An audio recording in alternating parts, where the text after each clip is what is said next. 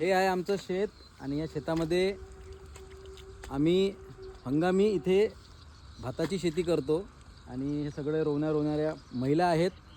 या शेतामध्ये अगोदर धान पुरले जाते आणि धान्याचा परा होतो आणि परा मोठा झाल्यानंतर अशा प्रकारची पेंडी तयार करतात आणि ही पेंडी तयार केल्यानंतर अशा प्रकारचा रोवणा केला जातो आणि रोवणा झाल्यानंतर मग हा रोवणा मोठा होतो आणि हा पीक मोठा झाल्यानंतर नोव्हेंबर डिसेंबरमध्ये शेतकरी याची कापण करून चूर्णा करतो आणि चूर्णा केल्यानंतर धान होतात आणि धान दळल्यानंतर पांढरे शुभ्र आपल्याला तांदूळ खायला मिळतात आणि आपण त्याला भात म्हणतो. आता ही आमची शेती आहे आणि सध्या पावसाळी सीझन चालू आहे आणि हे बघा माझ्या हातात याला पेंडी म्हटल्या जाते. इकडे गावखेड्याकडे पेंडी म्हटल्या जातात आणि याच्यातला एक एक दाणा काढून आम्ही इथे बाया रोवणा रोवत आहे.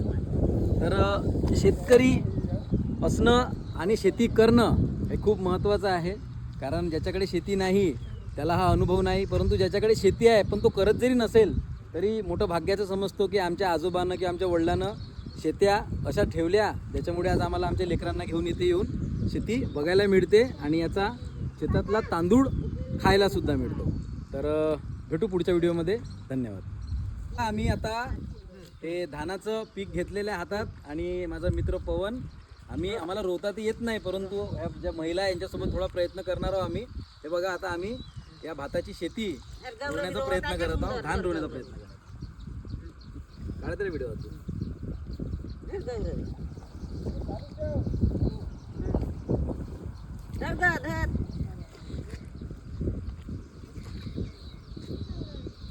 शिकते गौरवी लवकर शिकते.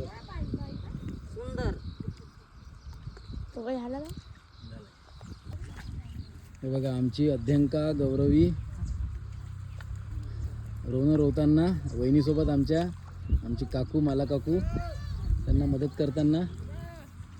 हे बघा आवड महत्त्वाची असते, माणूस काहीही करू शकतो, इंटरेस्ट हवा. भाताची शेती आमच्या वडिलाच्या शेतातलं उत्पादन रोवण्याचं काम चालू आहे.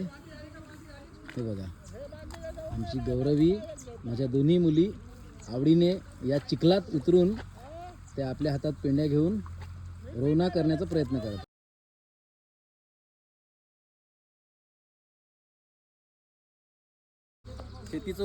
भाताच्या शेतीचं उत्पादन आमच्या मूल तालुक्यात बऱ्याच प्रमाणात घेतल्या जाते, परंतु यावेळेस जरा पावसाच्या कमतरतेमुळे हे शेतीच्या हंगामाचं जे पावसाळी पीक आहे रोवण्याचं सीझन हे थोडं मागे पुढे होतो, परंतु दरवर्षी शेतकरी आमच्यासाठी रोवणा रोवतो शेतीमध्ये आणि त्याचं धान तयार करून आम्हाला तांदूळ देतो. धन्यवाद.